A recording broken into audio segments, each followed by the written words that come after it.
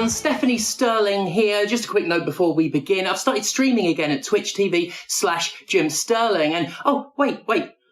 What's that? What's that?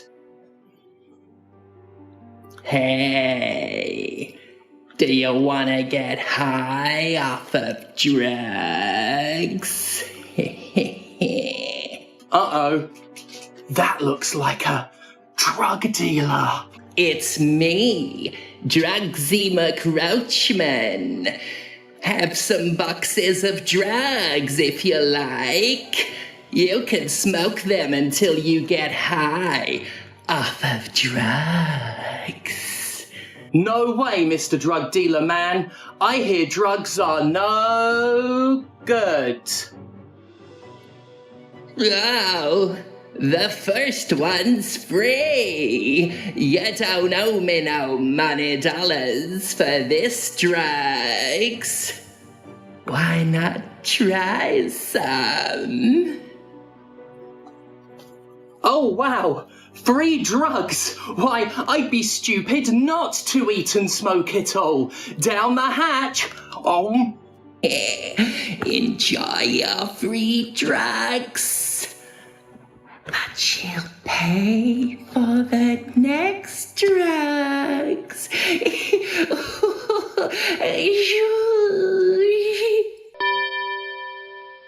Oh, please, can I have some more drugs? I'm addicted to them now. Oh, you're addicted to drugs, are you? Well, that'll be £10,000 for the next drugs. Oh no, that's how they get you. I'm a drug dealer.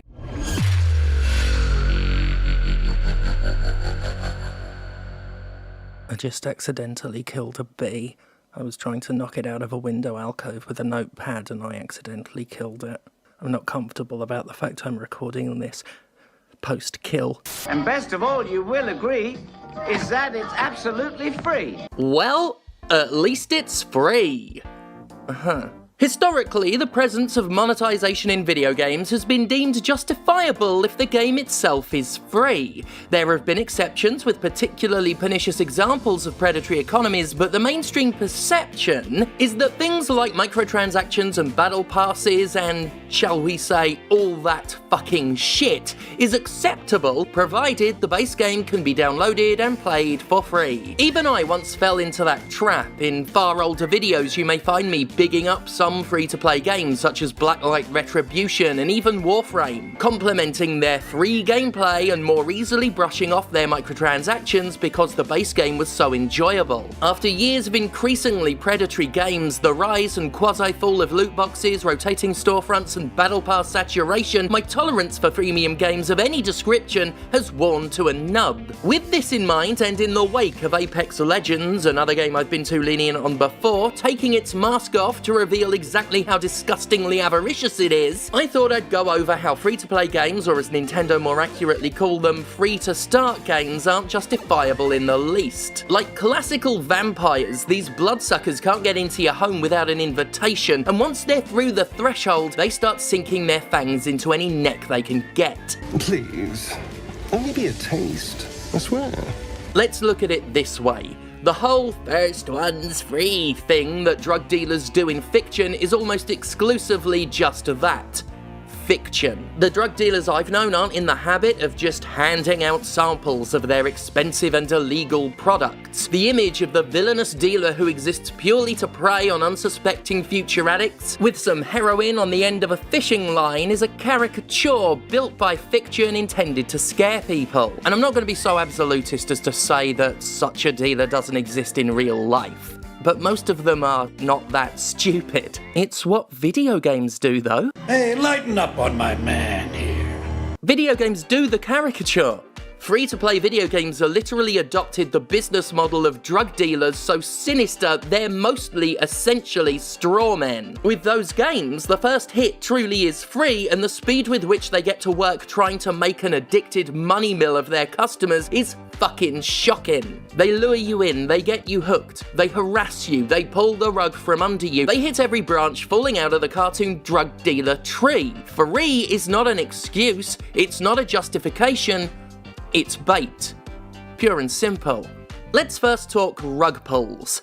Apex Legends has been a massive success since it first arrived in 2019. Admittedly a very fun game, it was nonetheless supported by the usual suite of monetization including loot boxes, and it features a progression system that is something of an indicator of things that are to come. Chiefly, the higher up you level, the less consistent your unlocked rewards. This isn't a tactic new to Apex, but it's where I really noticed it. The initial experience feels very rewarding, every level up unlocking new stuff. It got you used to gratification every step of your progress before taking it away.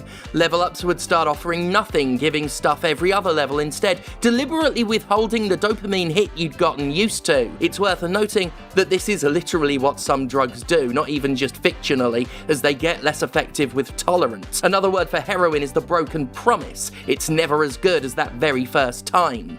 And it's really rather cruel to simulate that in a video game for monetary purposes. Recently, Apex Legends supplemented its subtle rug pulling with one huge turnabout that proved too egregious a misstep for the entrenched community, announcing a change to its Battle Pass system that upped the greed and lowered the rewards. To once again bring up cartoonish fictional villains that shouldn't be emulated in real life, EA and Respawn have altered the deal, so pray they don't alter it any further. Said deal is deliberately confusing because exploiting customers via Confusopoly is a common tactic of the industry, but generally it amounts to higher prices and less bang for your buck. By far the most protested change is ceasing players from being able to use in-game currency to buy into the Battle Pass. Previously they could use their Monopoly money to unlock the passes, but now it's cash only because literally no amount of money is enough money for these goddamn cunts. Also on a personal note, adding multiple paid tiers to a Battle Pass is just bloody sickening, and speaks once again to how companies want all the money in the world. No matter how successful a game is, it just wants more. Battle Passes were, in my opinion, scummy enough without Apex encouraging their further greed-fueled expansion. I think this means very bad things for the industry going forward.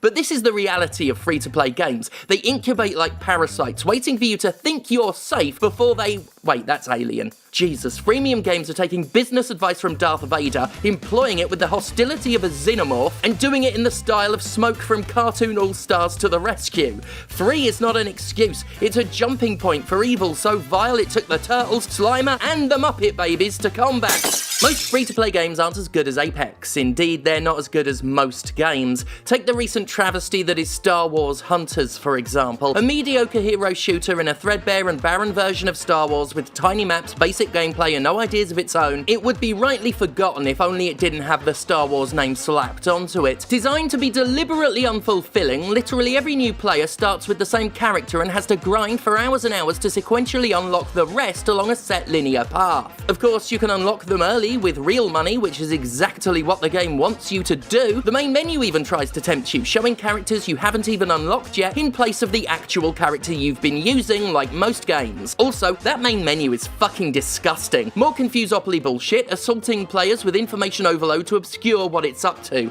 Oh, and the character that Hunter's most heavily marketed isn't even free at all, being purchase only, because the game is a piece of shit.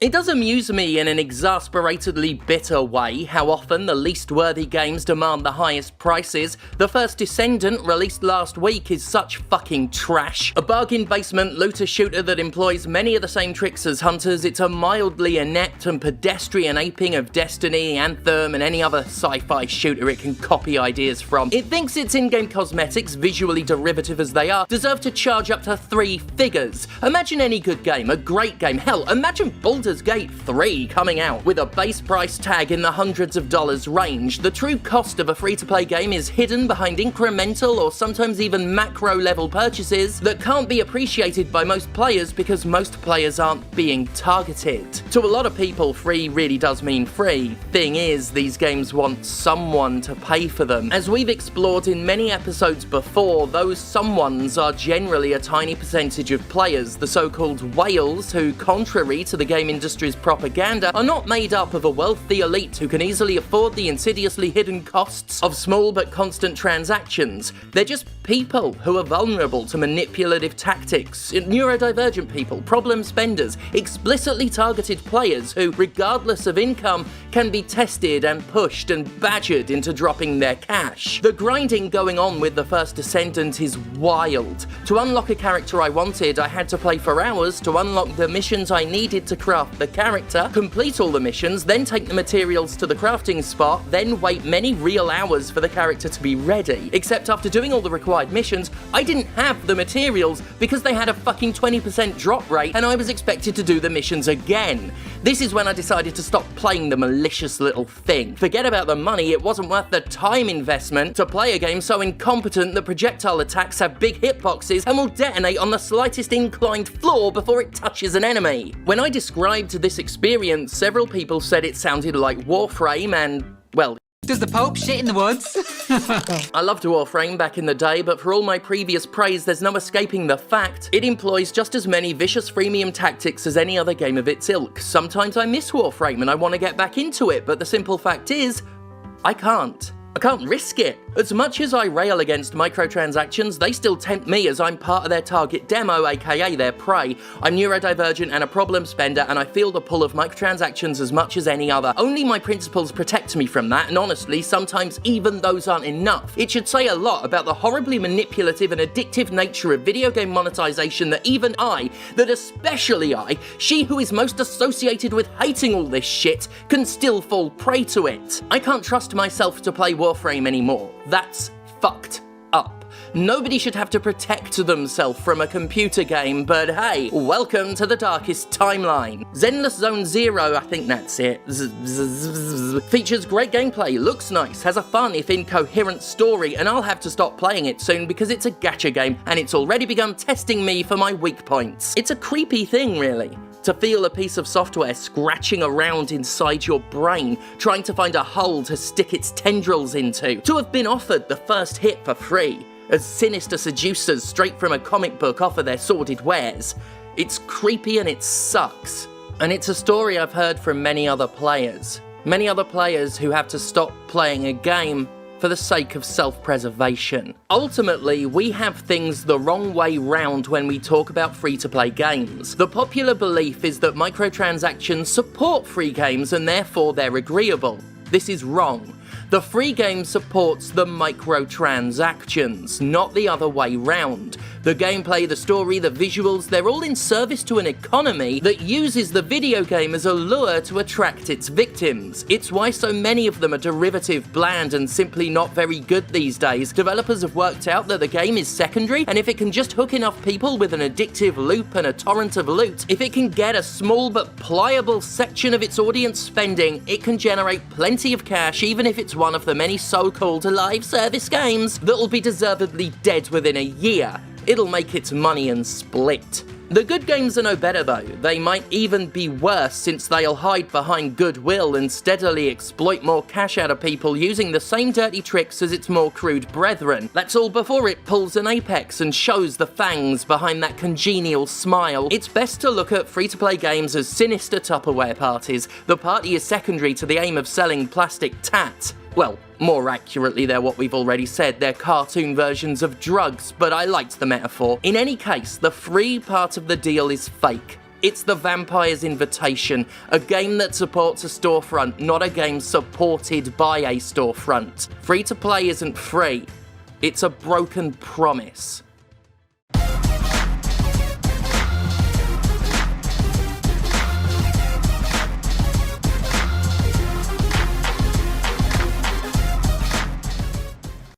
Thank me for drag.